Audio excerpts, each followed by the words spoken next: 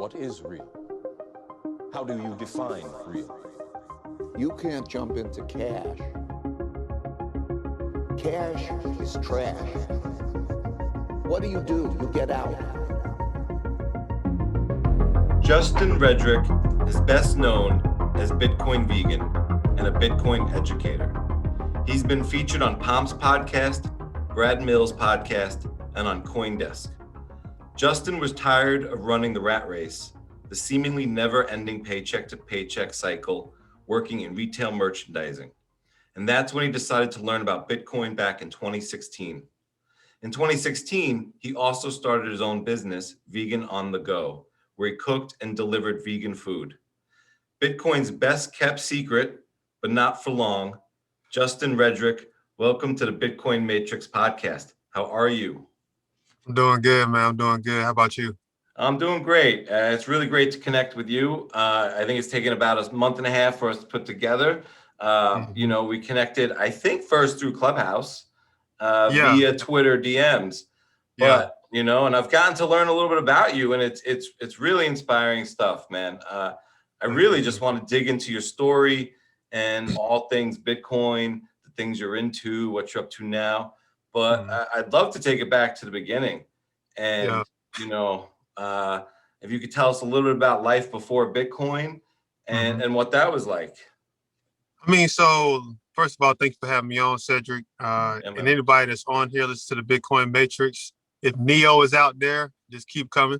We got the orange pill for you. But if really though, send me, if you're on Instagram, you can send it to a Bitcoin Vegan or Twitter at Bitcoin_Vegan. And just send me a word called Bitcoin Matrix, and I'm gonna send you a free chapter of my book. It's gonna be the Bitcoin chapter as well. So about the story before, yeah, there we go. About the story before Bitcoin. Let's see. So the story kind of starts out in 2006, 2007. That was the same time. That was the year me and my mother, we lost our home that year due to foreclosure, housing market crash. So I'm all used to crashes, right? So any price action Bitcoin crash I see, it doesn't really scare me that much. But moving forward from there, that same year I witnessed one of my friends get killed at a high school party. Prayerfully, I still went to college for 2 years, dropped out of college, did a lot of partying, but I realized money was just I was in a real bad money situation. One of my professors said that you guys won't have jobs for 5 years after you graduate. And I immediately started thinking, well, this might be a complete waste of time. Probably smoked too much weed, did too much partying, who knows, but you do crazy things at 19. So then I had gone home, ended up trying to find everything I could do for money. And with that mentality and attitude, it led me to go to prison for 3 years. And it was in prison where I really learned how to learn. I learned that learning was my gift. And I learned that I remember saying to myself that, hey, I'm gonna make $1 billion or more no matter where I come from. So interesting part about that story, I never really told this until now and on the podcast. It was like in 2012, I remember when I read about NASA ending the space program. And I was reading the paper, USA Today money section, this random lawyer, he had it, I used to just grab it from I started reading about Tesla and I tried to read about stocks. So I remember writing a letter home to my mom, said, hey, I think you should buy this. I don't know how to do this, but I think you should buy it. That was in 2012. So she didn't buy it. So then I left. When I was released from prison in 2014, I was doing a lot of like retail merchandising. I started just really starting to look into what is really out there in the world. I didn't see much, so I just kept doing what I wanted. I kept doing what I knew would work. And then around 2015, my girlfriend at that time had gotten pregnant, and something just snapped in me to start looking at life in a long-term view.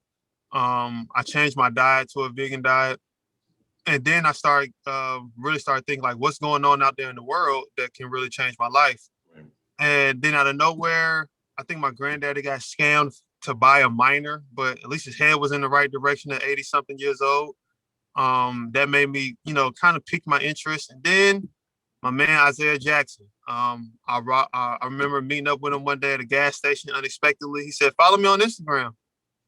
His name was Bitcoin Educator. And when I was on there, I started looking at, Bitcoin. I said, man, what is this? And then that's when everything started happening. Isaiah started teaching me about Bitcoin.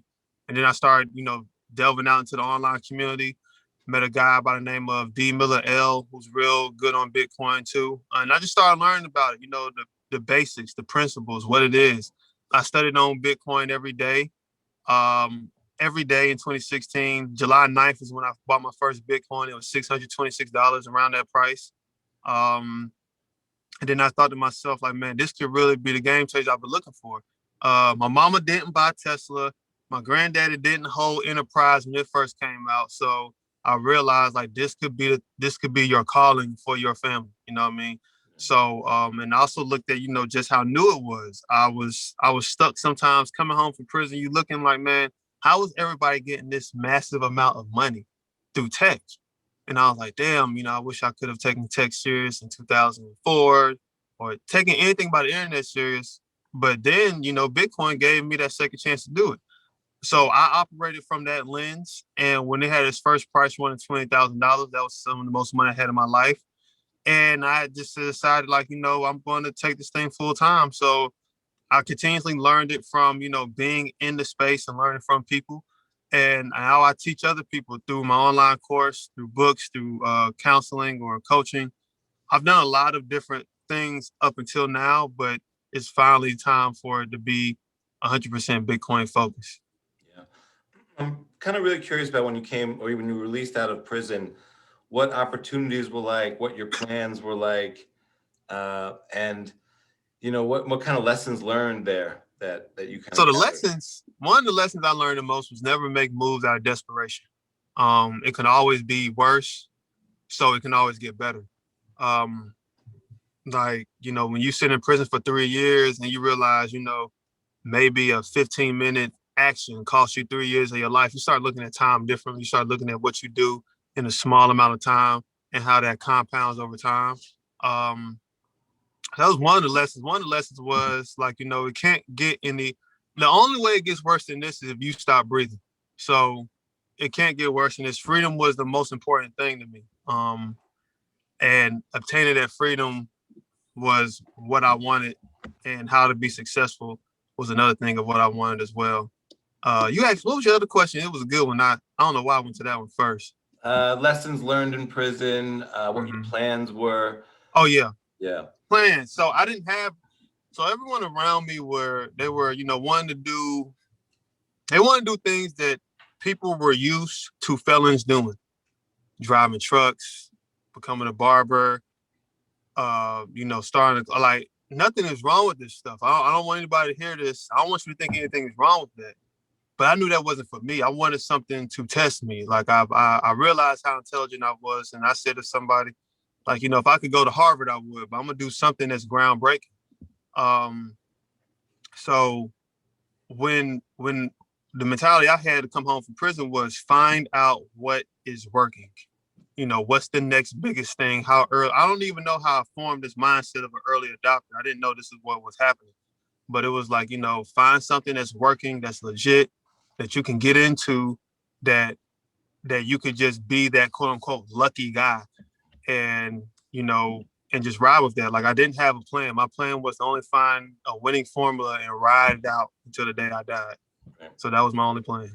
What about like learning about or thinking through like barriers to entry in terms of obstacles to get into what, I think most things in the world are debt-based investments or opportunities. So somewhere around there, like I stopped, and that's another thing I learned, Cedric. I stopped caring about obstacles. Like it was just either I'm going to get it or I'm not, or I am. Like I was looking at people like, and I like these people like, the Floyd Mayweathers, the Tyler Perrys, even Tom Brady. Like all these folks went through some type of unreal adversity to get unreal results. So I just felt like that was my calling. As far as like debt-based opportunities, if you're talking about investments, I didn't really think. I was trying to get into some investments, but I felt like it was already a bit too late. I felt like getting into marijuana was late, not because of the price, but because of the hype real estate, of course, is already saturated to me at that time for what I saw. I mean, I knew people were doing well at it, but I didn't know enough about it. So it seemed like everything was just already going on, and I didn't want to be a part of the crowd. You know, I didn't want to be a part of the crowd, and I knew that something was going on in the world that if you're just there, you can actually benefit from greatly. And if you learn about it, you can definitely take yourself to another level, because there's some people who bought Bitcoin in 2016 and did nothing else. They can't tell you what a private key is. They don't really know anything outside of Coinbase. You know, so I knew that having knowledge and be able to share that knowledge was going to be more valuable than just being able to buy the coin whenever you want it. Right. Well, let's turn a little bit more to Bitcoin.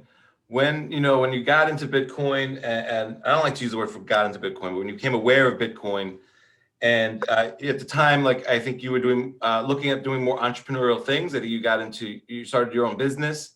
Mm-hmm. You talk a little bit about what you learned running your own business, and that intersection with Bitcoin and how you were thinking things about that. So, like I said, when I had transitioned to vegan, somebody said, man, you need to just try to sell your vegan food, because I was going between a job. I knew I wasn't going to keep the job. I wasn't really tripping on it, but I just knew, like, all right, it's time to really step into something entrepreneurial. So the first thing I did was I had a friend who had food stamps. I would buy food stamps for her and then buy food, cook it at home, and then deliver it and sell it to people. Right. And that's what I was doing. I'm really 100% sure I didn't make any profit when I look at everything. But what I learned was, first of all, that running a food business is probably one of the hardest businesses in the world. So tip my hat off to any restaurant owners or food truck people. But I learned the importance of time management. I learned the importance of, and when I mean time management, not using all of your energy for money. You know, it got kind of real. And I learned about, like, you know, you can't outwork debt. You know, like, if you don't have anything working for you, you're gonna always fall smack on your face. And so when I heard about Bitcoin from Zay, the first thing I asked him, I said, can I use this as payment for my food? He said, yeah. So Isaiah Jackson was one of the first people to buy my food for Bitcoin. And last time I checked, those burritos were worth like $1,200. So, you know, it made sense. But my introduction to Bitcoin on that level was how even now that I'm saying it out loud, I never really thought about it.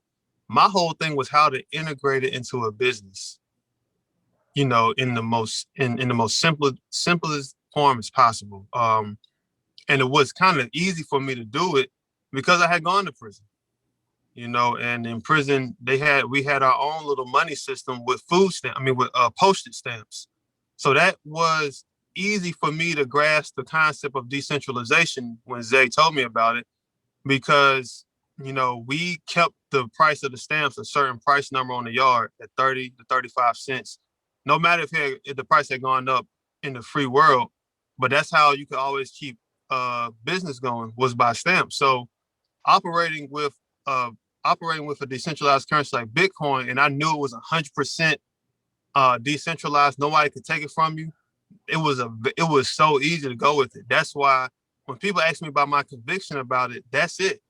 You know, because I've seen a group of human beings operate off of decentralized currency who really probably don't have much financial education. So they don't make it difficult. You know what I mean? If it works, it works, and we go. Like, it can really go like that. But I think we on the outside, and the smartest people in the world in the room, we make it more difficult than it actually is.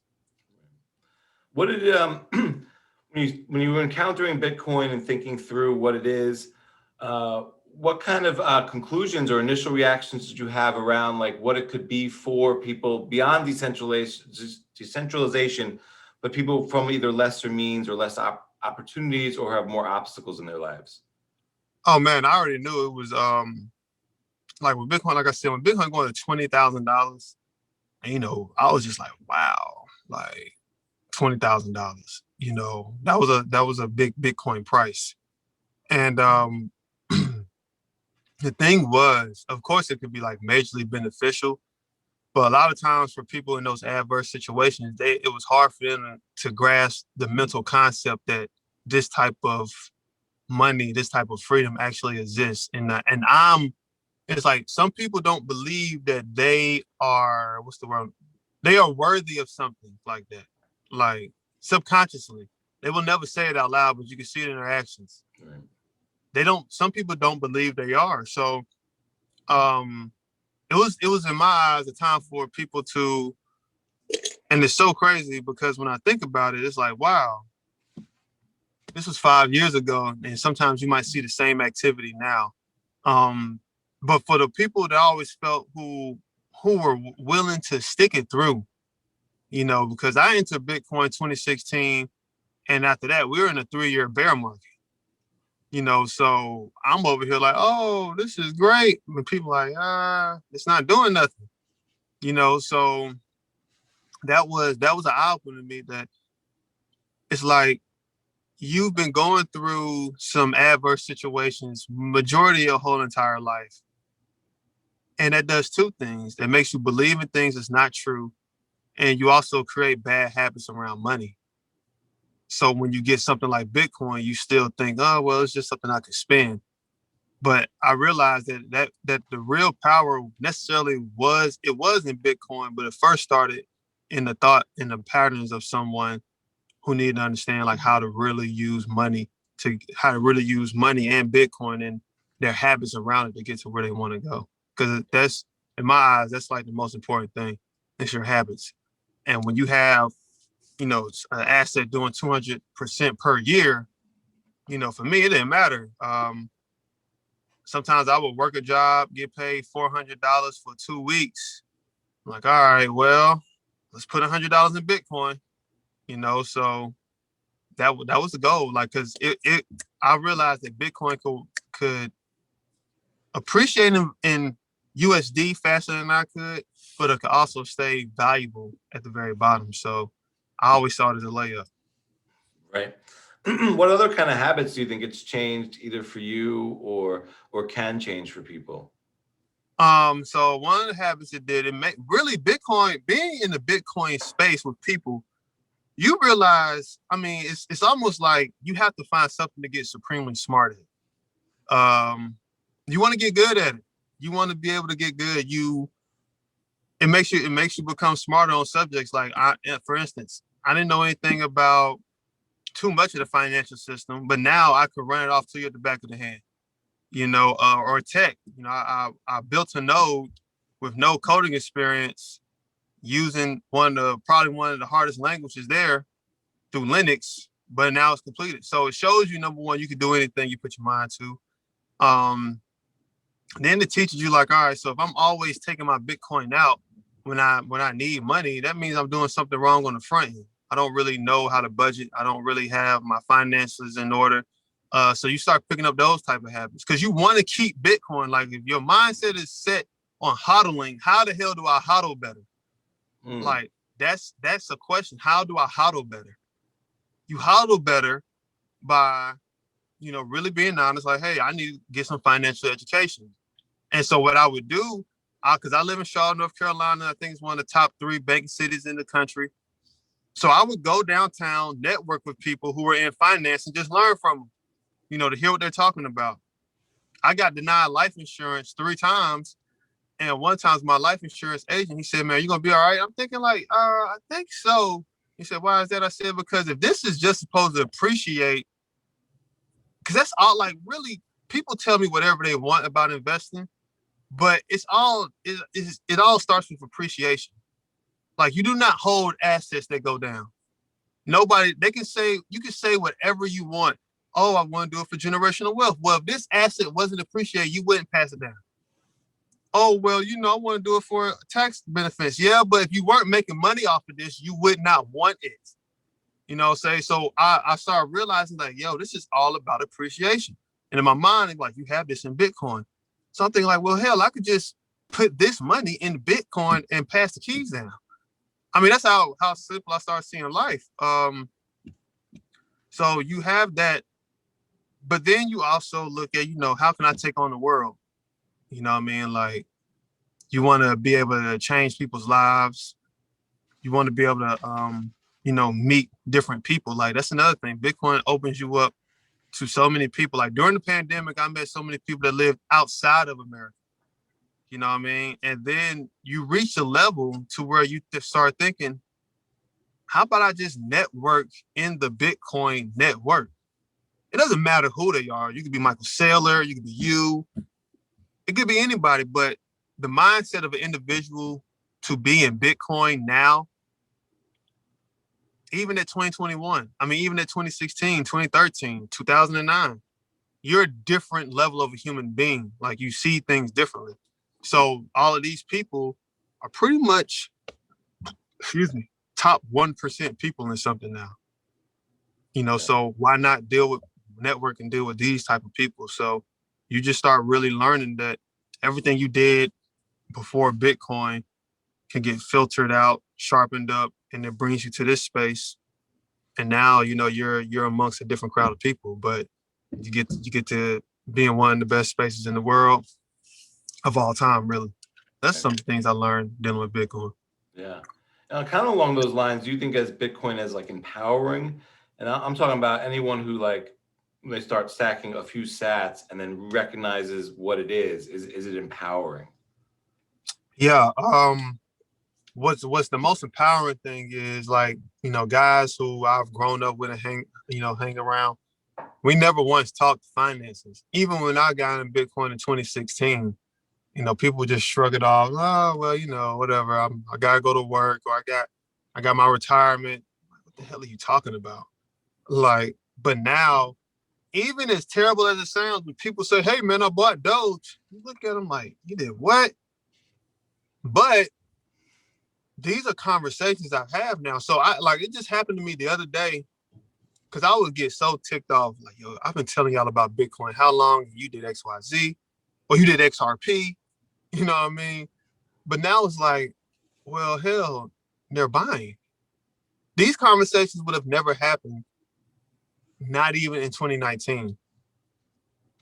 So something good is happening. You're failing forward. At first you were wasting your time on things, weed, liquor, girls, wrong activities. Now your money is shifting. It did go to Doge, you might have gone to some alts, but it's shifting. Right. And once you go through that shift, you go through that learning experience.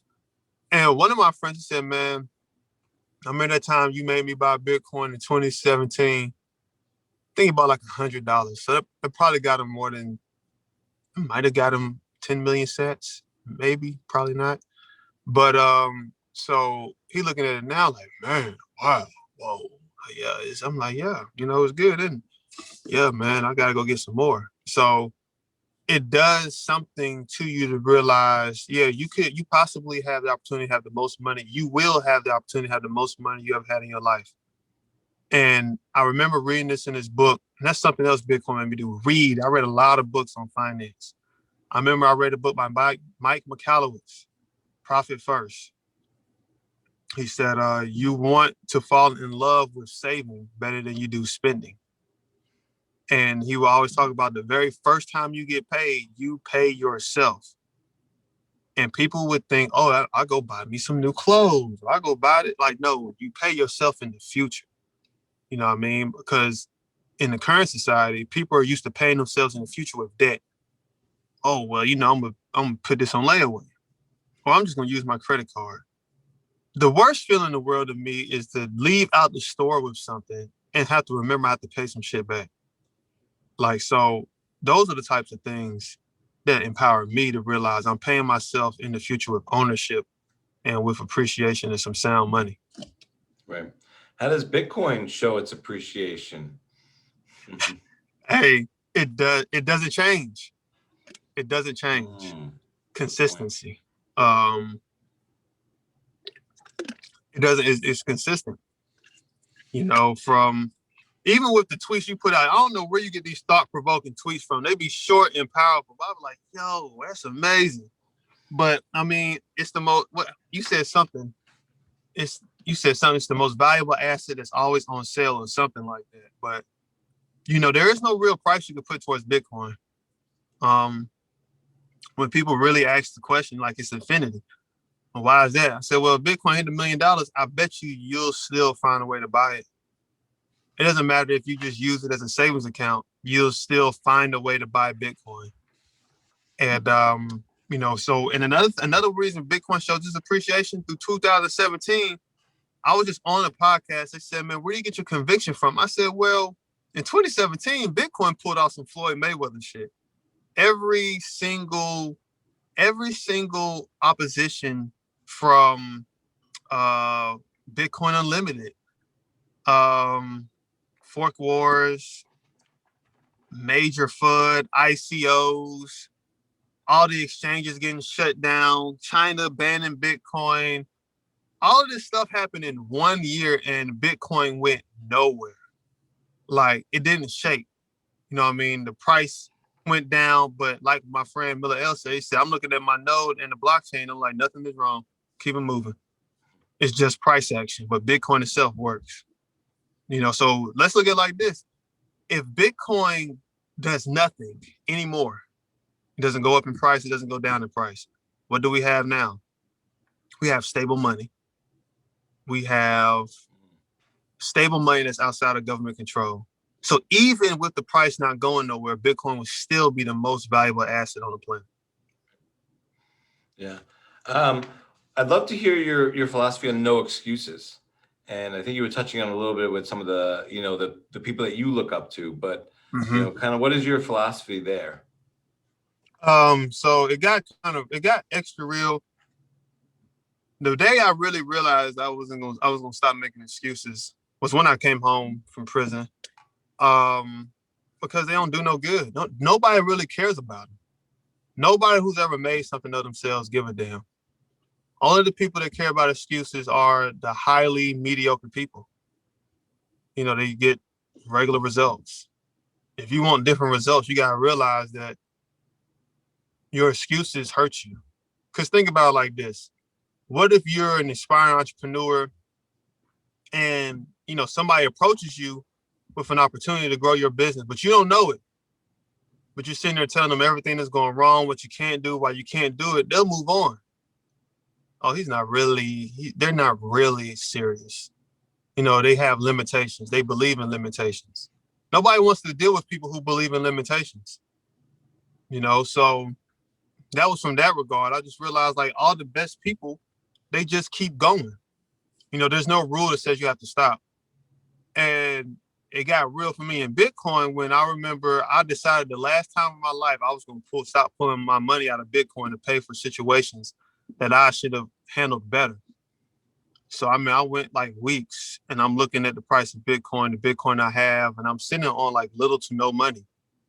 But I knew I had to start breaking that cycle somehow. And the first time I started doing it, I had like, pay maybe a few $1,000s in Bitcoin. And I needed to actually like pay for something. And I felt like taking Bitcoin out for that would have been an excuse. So I just tried to go. I went out and, try to increase my business or increase my reach to make more money.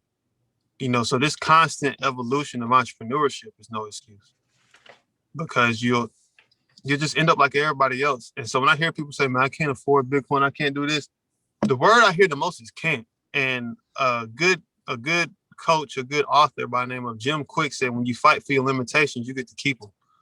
So I stopped fighting. I didn't want to continuously fight for them. And that changed over everything. Yeah. Kind of like fighting for your life, or how do you think about like getting to the next level? Almost like leveling up, or life is a video game.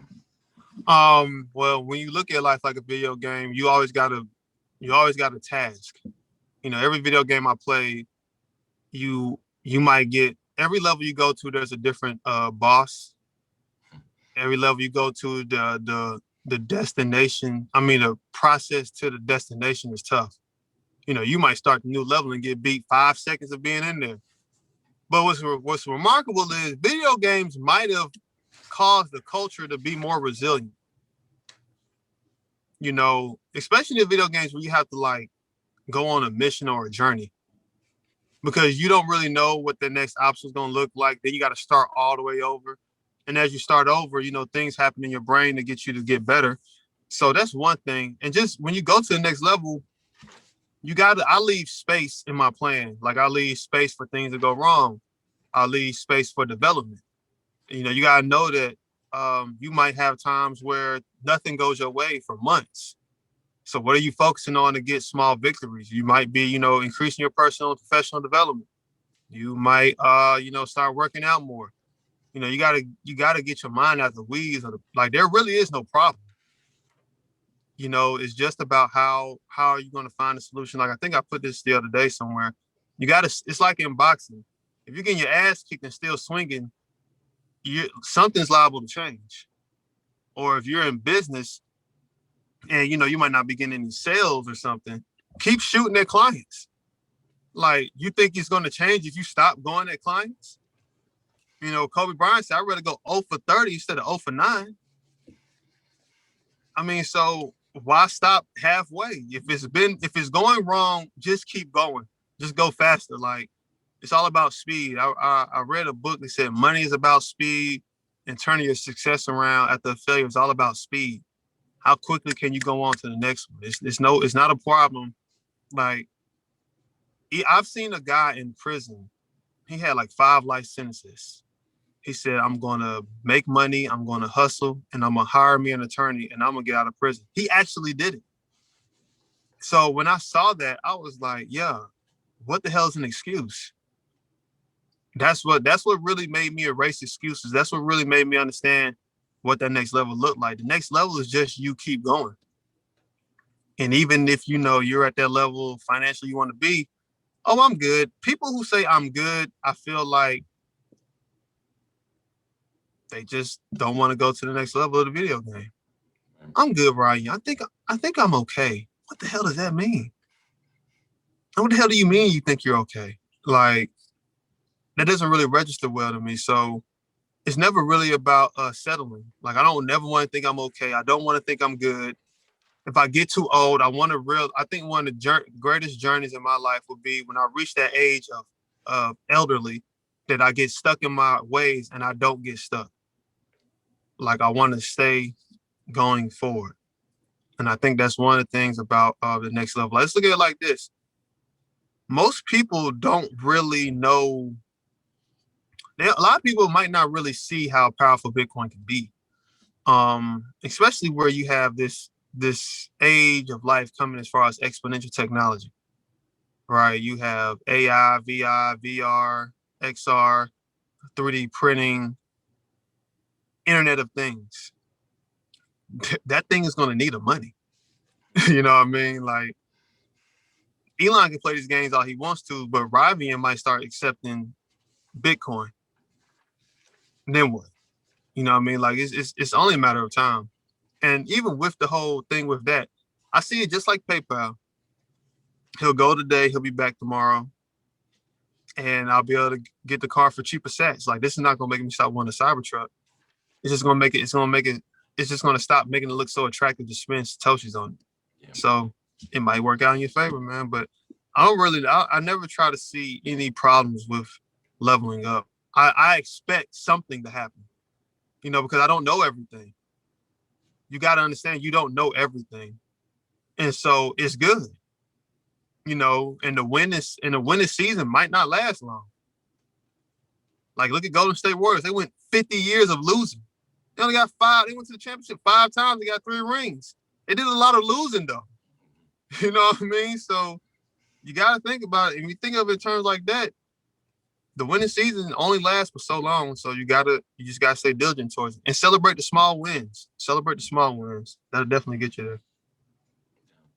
What was your, and a tip off or allude to your book, what is it to be the orca, or like think like an orca? What lessons have you learned from how orcas act and behave in the wild?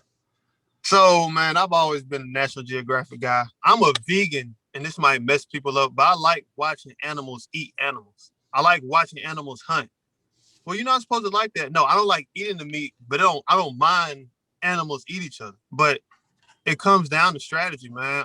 One day I was just on YouTube and I hear, orca, the killer whale, is the apex predator of the sea. I'm thinking like, I know what apex means. How the hell did he become, or the day that species become the apex predator? And I just started doing research on them. Like, they work well together in groups. So I equated that to like, either you're working on a project with a team or you're like using your network. They have different levels of communication, so you have to value how you communicate to people. Like someone said, think with the end user in mind. Even though they have their own little dialects, they have supreme hunting skills. I saw a video one time, 4 of them stood straight up in the water and made a wave for a seal to come off a glacier and ate them. So that they're intelligent thinkers. They're not compared to the shark. Sharks don't do nothing but go around and eat. Or they're popular, but they're not the best. So when it came to the orca, it was about like what type of mentality it took for me to think outside the box, but again, around other people who are either they're on their way to being top in their industry, or they're already there. But what do these people who are the top 1% of the 1% of their industry think like? Have I gotten around all those people? No. But I've studied how their life shapes up or patterns to how they got there. You know what I mean? And when it came down to it, like, orcas were the mentality of the orca, like I wrote in the book, is all about being willing to operate on a very high level at all times, and not just being what's popular, but being what's the authority. So you have experts and you have the authority. Who are you going to listen to, and what level are you looking to play on? Because masses amount of people, they might look at business all the same way. And I had gone to this business day conference by a guy by the name of JT Fox. And I just looked at how he looked at business. And I was like, damn, a lot of people don't look at things like that. I mean, on that level. And that's why I realized, like, I listened to this guy by the name of Michael Porter. A friend of mine's, Tomer Strolight, on Twitter, who's a Bitcoiner. He said he fathered business strategy, and he said, like, there's never no one way to compete, right? So I started thinking like, well, damn, if everybody's doing the same thing and they're getting the same results, it makes sense. But if you're not doing what everyone else is doing, and it's on a level that people who think with this mentality can see, or this is how they talk, that's how you're on that level. So it's really about wanting to be the best of the best, like not just the best in your industry, but the best in the world. Like that's how I saw myself coming home from prison. I said, whatever I have to do, I have to be legendary. I have to be the best in the world at it. Otherwise, I'm not going to be able to get by.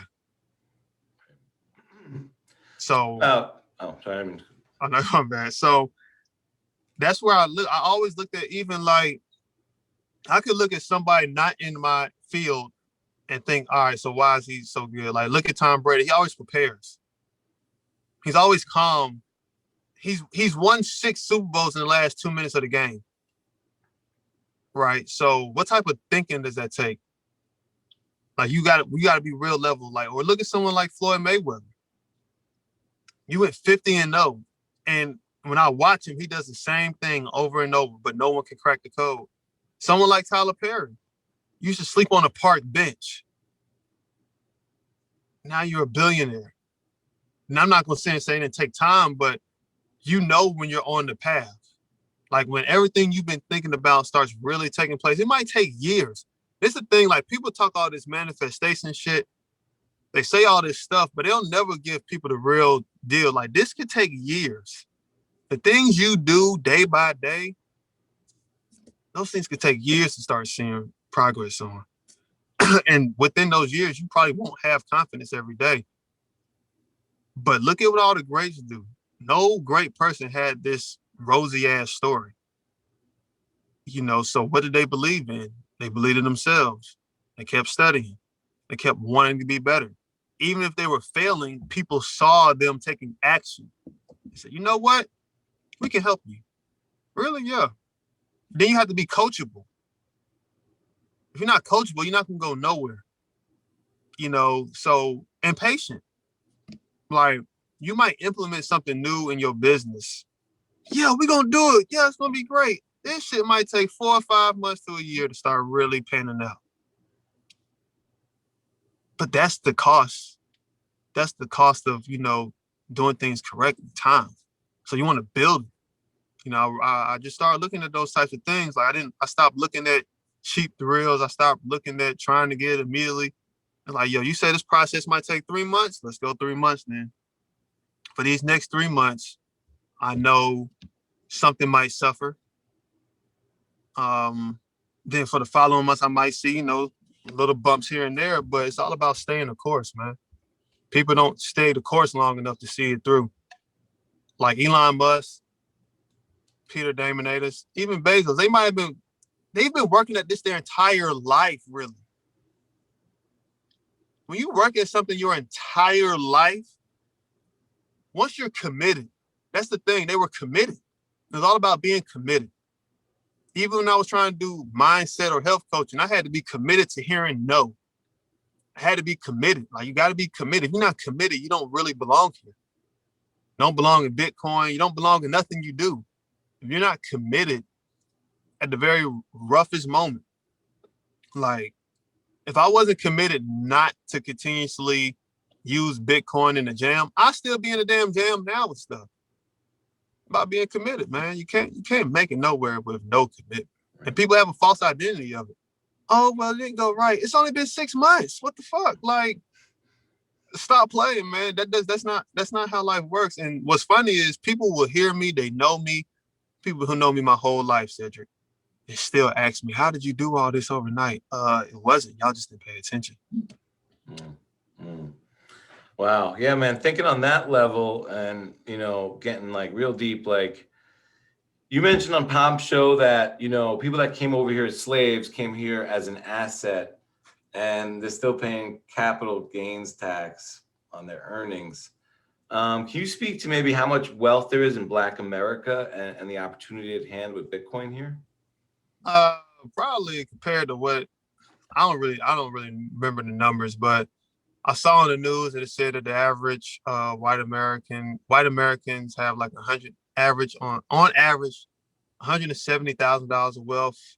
Black people with 17 grand, and it's like, wow. So somebody's lying within my community about getting money, but that's a different conversation. So I mean, and I've had this conversation in Black Bitcoin billionaires. Yeah, it's oppressive stuff that happens, but I got to the point where I got tired of believing in barriers, so as a whole, with Bitcoin, it changed my attitude, think about it like this. A guy like myself bought Bitcoin before Elon Musk did. That's a confidence booster to me. So if anything, you should boost your confidence. But when it comes as far as wealth, like I said, Bitcoin does help, but it doesn't mean that's going to be the thing. A lot of times people ask me, what do you think Black America should do for wealth? Like, well, y'all not really attacking the issue correctly. Excuse me. The issue is this: spending habits. What made Bitcoin? I know I can have Bitcoin. I touched money. It didn't matter how much I touched. I touched the money. I would get paid. I would physically touch money. So I have to get off of this pattern of spend, and go Bitcoin. Because you touch, like I tell people, you touch money. It's not enough. Who cares? It's called compounded interest. You're not doing anything else with it anyway. Like, really, you're not. Even if you pay your bills, you're still not. You're not doing much with it as you think anyway. So, like, when it comes to, the Black wealth number, like they said in 2053, they have zero Um, they said that there's opportunity for zero black wealth on the books. I said, well, hell, if it's all in Bitcoin, it should say zero.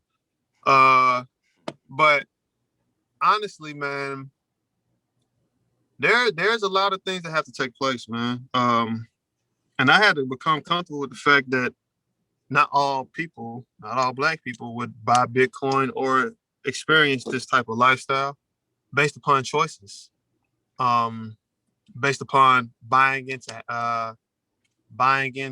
the wrong program that they tell themselves, not me. You know what I mean?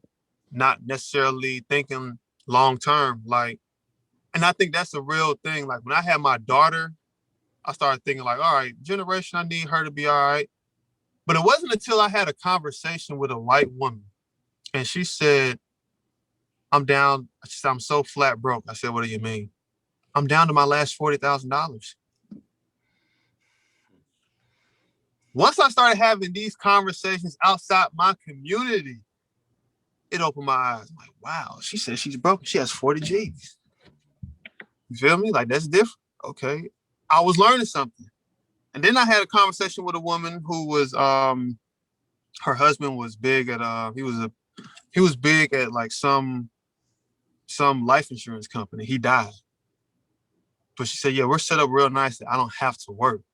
I said, okay. She said, but I'm afraid that my son will squander away our wealth. And it was another mind-blowing moment. I was like, wow. So usually when people would say wealth, they would only think, well, I get to pass down to my child. But these people are already thinking 2 generations down the line. So when I started really taking Bitcoin serious, that's how I started looking at it. Like we have a family heirloom on accident, a cast iron skillet has fed like 5 generations. That's why I want to do it private keys. You know, like I had to become comfortable. You have to become comfortable with the fact that you will never see the highest highs of Bitcoin. This Bitcoin you have, like, yeah, I know people they're going to cycle it through the Bitcoin community, which is cool. You know, you can't really hodl forever as much as we hope we can. Right. You can't. But what ends up happening is, like, because I said, well, damn, I'm going to use Bitcoin. I'm going to be that picture up in the family mansion that says, great granddaddy Justin bought Bitcoin in 2016. We don't want to mess up his Bitcoin. You know what I mean? By then, they'll be using millisats or some shit. But, you know, that's the mentality that I had. So once you really look at it like that, when you think about breaking the curse, because that's all it is, bad habits are curses. And continuously falling flat on your face with money is not one that I kept seeing my family go down. Right. Wow, man. I'd love to hear, I mean, I agree with everything you said, and I'm just kind of taken back by it, but I'd love to hear about your experience with Bitcoin Black Billionaires on Clubhouse, what you think of the platform. And when I say the platform there, I just mean like the medium, but like your experience, like literally on Clubhouse with this group and this club and just the platform itself, like the medium. Okay, well, let's start with Clubhouse. Clubhouse, I think they did a great job capturing a certain market first, Apple users. I don't know, I don't want to speak out of turn, but it feels like all the famous or high-level people have iPhones. And I remember hearing things about Steve Jobs and the type of community and customer he wanted or he attracted, and both. And so these little things started playing out like, well, damn, they first released the Apple. Why? I don't really see too many high-level famous people with Androids. Shocking. I hope an Android user don't get mad, but I don't know, man. Just it's in the numbers. I'm not even being the Android Apple guy because Clubhouse made me get an iPhone. All right, Clubhouse made me get an iPhone. I remember I was first on Twitter and I saw Isaiah Jackson and Lamar talking about like, yeah, we starting to Black Bitcoin billionaires, blah, blah, this. I retweeted. I said, I'm on my way over there. And then people just start saying, man, you're not on Clubhouse? You're not on Clubhouse? I said, I'm on the way. December 31st, December 30th, 2020, I got my iPhone. The next day, I was on Clubhouse. Lamar said, matter of fact, I didn't even go to a Bitcoin room at first. I got invited to an options trading room by this woman by the name of Elena. She goes by Options Bay. And she invited me to Clubhouse. And when I got on there, I was in a stock options trading room talking about Bitcoin. Lamar said, man, Justin, we're going to have a party for you, Black Bitcoin billionaires, man. Come on, man. Stop playing games. I was like, all right. So I had gone over there, and it was a real great feeling. In the very beginning, it was like, you were dealing with a lot of newbies. Like you really got to see how when they say these numbers that Bitcoiners are like, you're the first 1% to 2% of people in the world. You really see that on Clubhouse. You hear like, wow, y'all asked this question? Like, it's 2021. What the hell? What wallet? Like, what's a private? Like, what the hell do you mean? You really start realizing how in the future you really were. So with Black Bitcoin billionaires, we were dealing with a lot of FUD at first, people coming on, talking some stuff like they know things. But after that faded out, man, you start realizing you have people here who really want to learn something. They're willing to take it to the next level. And Miss Naja Roberts, she just recently started this tour called the Black Wall Street Tour. Her and Hill Harper are coming out with their app called the Black Wall Street app. And she started in California, and she's been going all around the world all around America in the RV. And when she came to Charlotte, I was just like, wow, this is real. And it was real the whole time on Clubhouse, but it's like, damn. This is what we've been doing this whole time, interacting online behind avatars. So people come in there, they've learned a lot. I mean, it's been people I've been like, yeah, how'd you find my page? Black Bitcoin billionaires. Like, what the fuck? Okay, that's good. Yeah, I've been buying Bitcoins. I listen to them every day. I'm like, that's amazing. Because it wasn't this type of nothing. Even for white, it wasn't nothing like this, 2019. It wasn't nothing like this. It wasn't this. Now it's really easy, for everybody around the world. Not just in Black Bitcoin billionaires, but especially just anywhere, But with Black people and Black Bitcoin billionaires, it's like they're erasing. We just passed 100,000 members or followers. I forgot which one it is.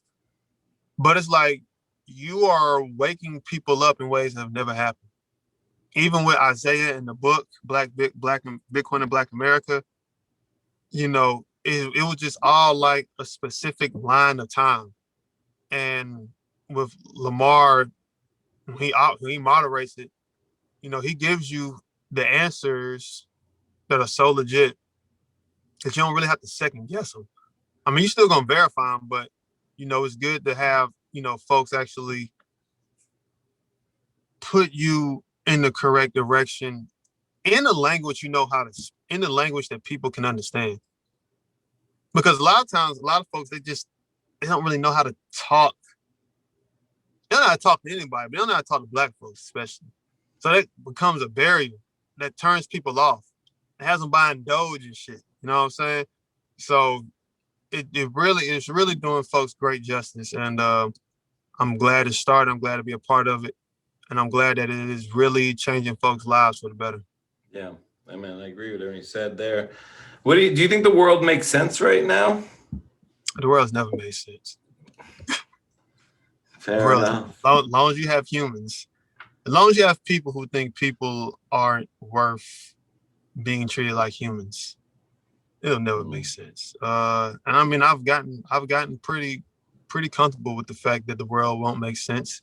I've gotten comfortable with the fact that you won't have world peace. Reason being because everybody believes they're correct. I did this combination. I was invited to this Twitter group. I forgot my man's name. He's on Twitter though, but it was a Telegram group, and it was like, drop your favorite movie scene that represents Bitcoin. So I would put Bane in there. I would put the Joker.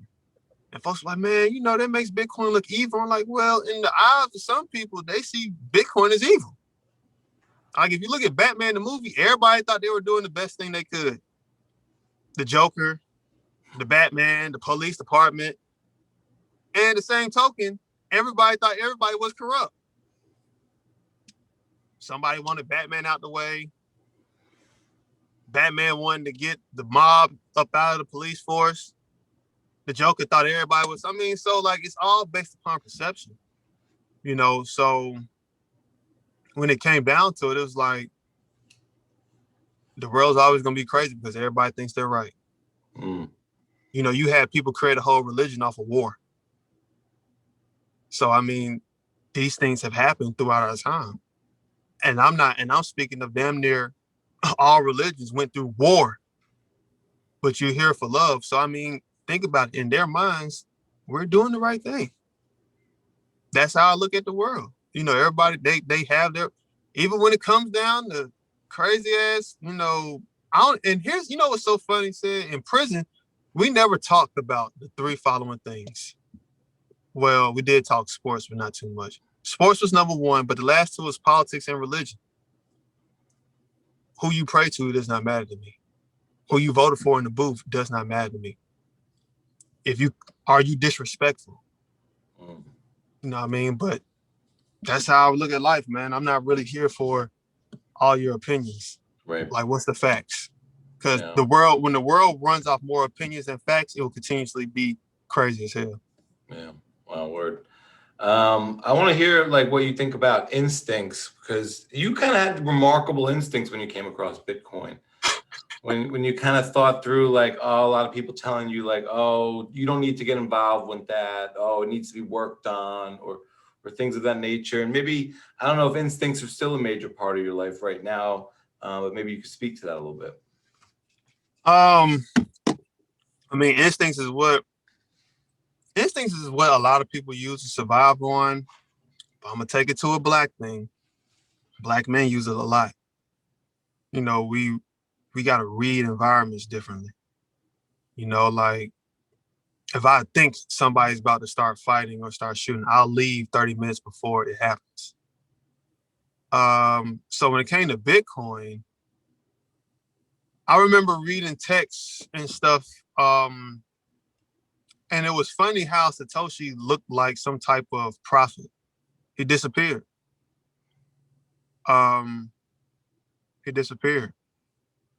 No one as highly technical as we are can seem to find him. That right there represented some type of prophecy to me. And like I said, I don't get religious, but if you've ever studied religion or know something, and you know that everyone had this person come. This is the first time in my life that I realized that everyone could benefit. Not just one group of people, not just one thought pattern.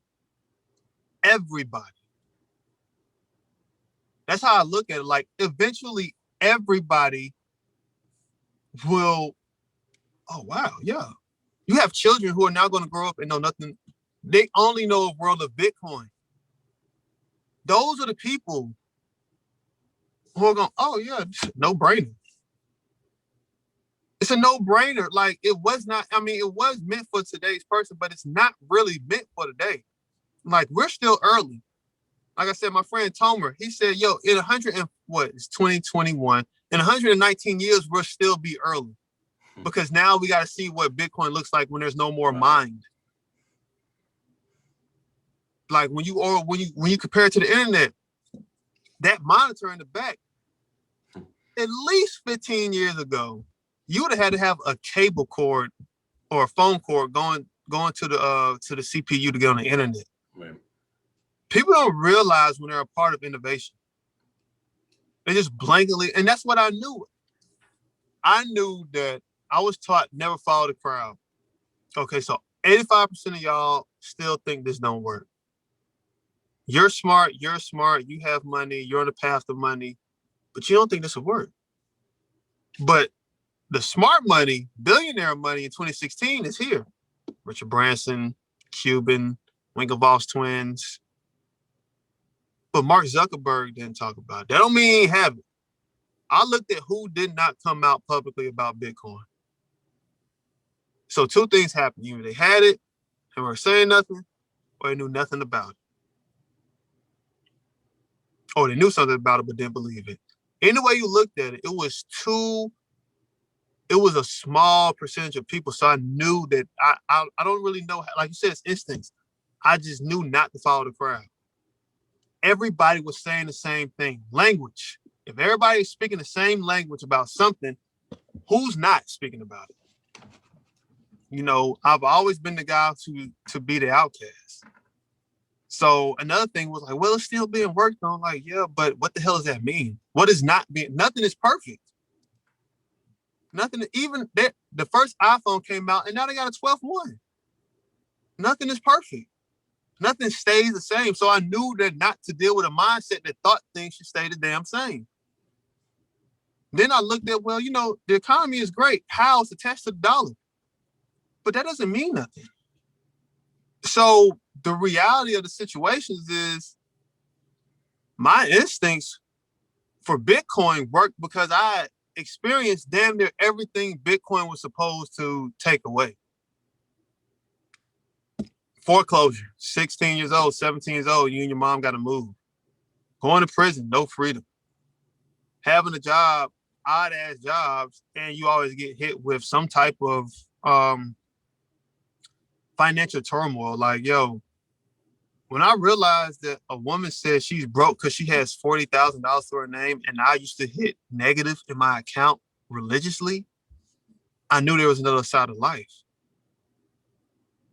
So I don't even know if I correctly answered it, but it just, everything just stood out. Like, this is a good, like it was, like I said, it was consistent. Nobody could manipulate. There was no person in the way. You couldn't stop me from having it. Like, in prison, I used to do something like, I used to be the canteen man, so I used to loan out snacks. You couldn't keep a lot of snacks in your locker, otherwise they would take it. They would just take you back down to the bare minimum. So I compare that to the Federal Reserve. If you got $1 million and this is like, you know, insured, you'll only be, I don't know if it's 100% sure, but you only be able to keep like what, $25,000? So that's all they can insure you is $25,000. That was trash to me. I worked hard for all this shit, but now what? This is all I can get? So everything about Bitcoin that stood out, it wasn't even about the money, because again, I didn't really know much about money. I just knew about principles and how it could affect people. And when I was reading about, you know, folks in Venezuela mining Bitcoin, I would read articles about Bitcoin all over the world, not just here in America, because a lot of times nowadays people think, oh, Elon affected the price. How do y'all know that? A Saudi Arabian prince could have had $1 billion in Bitcoin, just took it out, just paid, and you don't know nothing about it. He's probably one of those whales you read about. Oh, we saw a transaction of $1 billion go through Bitcoin. When $200 billion gets wiped off of Bitcoin, that didn't happen because of Elon. He doesn't even have that much money in Bitcoin to do that. You know what I mean? Like, and I respect him, but yo, we give him so much. Like, yo, he's only like, what they say, oh, well, he's up $100 million. I mean, that's like what, 10%? 30%? I don't know. Like, we don't brag about that here. So he doesn't hold enough to influence the market like that. So it's a global thing. I just looked at it globally. I looked at how it was affecting everyone. And then I watched some of the richest people in the world, the wealthiest people in the world talk highly about it. All the way down, everybody said the same damn thing. Well, if I'm a billionaire, I ain't gonna really talk about Bitcoin bringing wealth to me, but the consistency in everyone's message. Most rich people don't. Most wealthy people don't like the government all in their pockets. Poor as hell people don't like the government in their pockets neither. All right. So where was the synergy between everyone here? Of course, there's different levels of money. Of course, you could have sold your company for millions of dollars and said, hell, I'm gonna try out Bitcoin. Or, you know, you could be the person whose 80% of your money, like me, goes into Bitcoin. I can't play the 1%. I can't play the 1% game of my money going to Bitcoin and think I'm going to prosper. I'm in a different category, so I got to play damn near the 70 to 80% game to start leveling that up a bit differently. And when I experienced my first 10x, that's the only way I think now is in 10x's and above. When I experienced my first 100x, it was like, oh wow, damn, okay.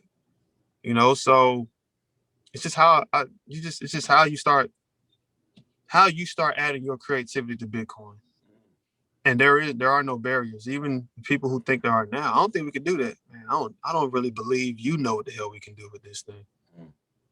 So it's I just feel like it was the greatest thing invented, and it's going to work just because of that. I don't have any technical reason to give you. Only the fact that it can improve the lives of everyone at the planet at the same damn time is what gives me the conviction I have. That's all I need. Yeah. The fact that everybody can benefit if they so choose. There's no privilege here. You can put all your money in Bitcoin and lose it all. You can buy some bullshit. You can lose it, and Bitcoin will continuously go and not care nothing about it. There's no one here to save you. Hold your head. That's where I really saw that that's where those instincts kicked in and be like, all right, I can do this. Yeah. In terms of the world doesn't make sense, what do you think's coming over the next 10 or 20 years in broad strokes? Or, what advice would you give to the outcasts right now? Keep going, keep mining Bitcoin, keep going. You'll soon be where you're supposed to be. Because think about it, some of the smartest people in the world are outcasts. If you're a top 1% of anything, 99% of the people don't think you know what the hell you're talking about, probably, or they can't reach that level. You're supposed to be there. Like how people are even clamoring over what Elon is doing. Like, who gives a shit? That's what folks do when they can do it. It's not affecting much on my end. And like within the next few years, I mean, like really, someone asked me where I saw myself in 5 to 10 years. I know that's not the question you asked, but this is how I answered it. I see me being a real global, real global citizen. Let's just sit here and say 5 to 10 years from now, hell, in five years ago, PayPal blocked Bitcoin. They accepted it. So 5 years from now, I'm pretty sure any company that Elon has will be accepting Bitcoin. You'll have more electronic cars out here, more people going to space for nothing. I actually see the cost of things going down the more you take out human involvement. People think I'm crazy. I don't think humans should be driving cars. You can't stop nobody from texting on their phone. You can't stop nobody from damn daydreaming. You can't stop somebody from drinking or wanting to race. Like, I personally don't really see, I see a lot of disruption. I don't think Bitcoin is done. Lightning Network will be reign supreme. I remember Lamar interviewed Jamal James and he said, people might not like Lightning, but 10 years from now, Lightning is just going to be what we call Bitcoin. So I see the world in a more of a futuristic way than other people. Like I've read books by Peter Dam. I meant this man's name. I messed his name up so much. Peter Diamandis and Stephen Kotler, The Future is Faster Than You Think. I read a book by Naveen Jain called Moonshots. And I'm really into that stuff. So I really see people solving problems that the governments won't solve. I see costs of things going down tremendously because you will then implement technologies. So what will happen? The price of things will go down. You hold Satoshis or Bitcoin, your Bitcoin rises while the price goes down in fiat. Plus you have Satoshis now that you can use. I see the world being wide open for people, especially if you hold Bitcoin now. Let's look at it like this. If Elon does invent this rocket ship plane, or somebody does, it might not be him, that could take you from New York to Shanghai in 35 minutes. I know y'all gonna accept Bitcoin for it, so I know I can get on there. If I never had Bitcoin, then it would have been like, oh, how am I going to do it? I don't make enough money. Nah, you invest it into the future. Like nobody's really looking at the future and how Bitcoin will be there. Like no one really, I ain't gonna say no one, but it's not a lot of people who they don't really know what the future can look like now. Oh man, COVID then came in and they got all these robots here. Like, bro, yeah, like this was going to happen. Science fiction is becoming reality. So I'm not gonna sit here and say the world is gonna be all rosy and gold because it's not. But I don't see things being as I want to say it, stagnant in development as they are. Like as far as we've come, we really haven't done much. We really haven't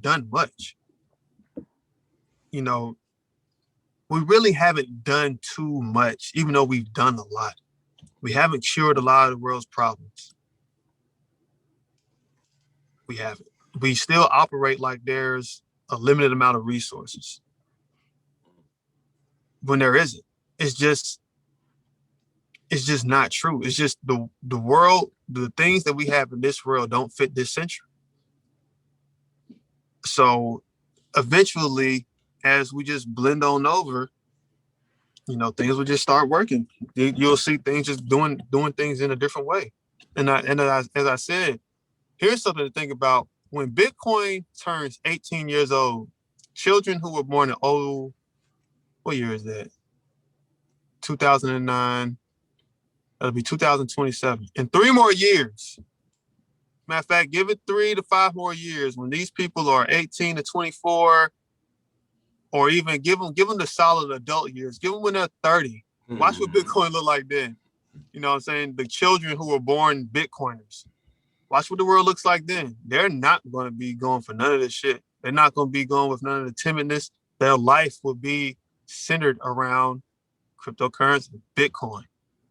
So it will not. I don't really see it lasting too long. You can't live forever. Yeah. You know what I'm saying? Fear can't live. Fear of one generation can't live forever. Think about it like this, Cedric.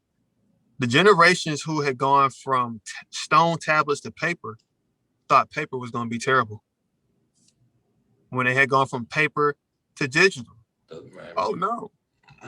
From think about everything, your alarm clock, your CD player, your MP3, your camera, all that's in one device now. People thought that was going to be terrible. It's just the plight of innovation and disruption. It's going to happen. It's going to happen, and it's just going to be a part of everybody's regular life, and they're going to go on about it like they've been knowing about this forever. Yeah. Man, I'm blown away. I love the way you think. My final question for you is, what is the role of passion and love in our lives? And do you have any words of advice on that? If you are going to be passionate about what you want to do and you love it, you have to be prepared to make sacrifices. I remember when Kobe Bryant said, I would watch guys go on team trips with some of the players. He said, I never did that. He said, I was always in the gym. I was always working on my game. He said, I probably didn't get a lot of time with my family, but they knew what it was. That's the mentality right there. Like Mamba mentality is serious. Mm-hmm. I cried for 2 weeks when Kobe died. Yeah, man, I love Kobe. Mamba mentality is serious. But that's what passion looks like to me. Did he do it he did it for the love of what he wanted to do, the love of his family, the love of the game, the love of whatever he was doing. Kobe was dedicated to being the best. You retire and win an Oscar? Come on, man. Like, damn. So with passion and love, you're never doing something you don't want to do. You can go through a bear market and still think it's the greatest thing in the world. It's the fuel, man. Like, above everything, it's the fuel. And when you don't have that, you're just chasing money, altcoins and shit. But if you don't have passion, you don't have any direction, If you don't have passion, I'm guaranteeing you don't have a long-term thinking game plan. If you don't think long-term, your short-term decisions will be fucked. So those are the type of things I feel passion does for. Yeah. Because you just start thinking longer and you start valuing what's important, health and time. Because with Bitcoin, with anything, money is always there. And the mindset is definitely that. If you don't cultivate it in the correct way, you don't really care about what you're doing. You know, if you're timid about going to the next level, which could be a bigger room of professionals and guys who can eat your head off with some shit, you don't really want it. You know what I mean? If you're not willing to step up to the plate about whatever it is, you don't really want it. You gotta be willing to step up to the plate, man. That's how I view passion. Yeah, man. I just want to leave it to you for any parting words, and definitely let everyone know where they could find you in all the spots they could find you. Like I said, I think that, you know, you're not going to be a secret for long. I just love hearing the way you think and talk about things. So definitely, you know, the floor is yours. So for everybody out there, you know, just don't give up, man. Hell, no one ever told you it's going to be easy. I don't know what fairy tale you fell for. It's simple, but it's not easy. You can find me on my website, www.bitcoinvegan.com. If you have me listen to this and you want to, you know, booking for any speaking engagements, whatnot, please do so. I'm there. I do. If you have any brand new newbies, which I doubt Cedric has, you can check out my my website with my course information or one-on-one type style training. But follow me on Instagram, Bitcoin Vegan, on Twitter, Bitcoin_vegan. And please send me Bitcoin Matrix so you get the free chapter of my book, which we'll be releasing very soon. And everybody who purchased the pre-sale will receive a hand autographed copy and probably a paper wallet. I don't know. Who knows? Might throw some gifts in there. But for everyone listening, that's who I am. And again, I want to say thank you, Cedric. Thank you for making this happen. And I appreciate it every bit, man. Thanks, Justin. It's been so dope. I can't tell you how much I've enjoyed this. Peace. Thank you, man. Peace. Justin Rhedrick on stepping up to the plate, leveling up, no excuses, and staying the course right here on the Bitcoin Matrix podcast. And thank you for listening. If you dig the chats, please subscribe, drop a 5-star review, and share a link to the pod with your friends and family. That's the best way to spread the word so I can keep grinding out thought-provoking conversations about Bitcoin. Keep learning and keep stacking. This is Cedric. Peace.